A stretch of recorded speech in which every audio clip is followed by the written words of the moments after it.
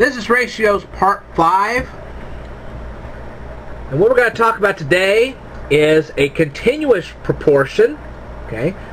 Now we talked about proportions in Euclid's Elements. Now we're going to talk about continuous proportions.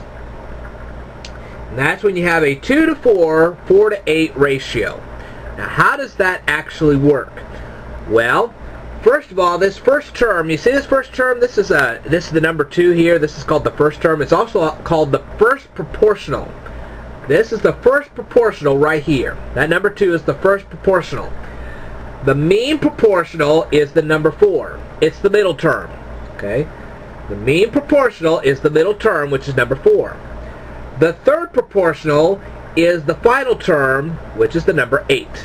The third proportional is the final term, which is the number 8. Now, they go on to say that if you have a continuous proportion, b squared equals ac. How did they come up with that? Okay. They came up with it this way. They said, as 2 is to 4 is 4 is to 8. As 2 is to 4, 4 here is to 8. As 2 is to 4, 4 is to 8. That's how they came up with that. Okay? So, b squared equals a times c. So you take a, which is the 2, b, which is the 4, and 8, which is the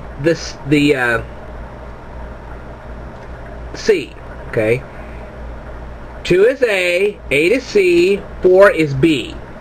Well, 4 squared equals 16, and 8 times 2 also equals 16. So you have a continuous proportion.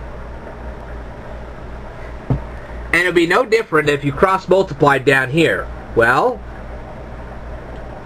8 times 2 is 16, 4 times 4 is 16, so therefore you got 16 is 16. And we just covered that in the last lesson.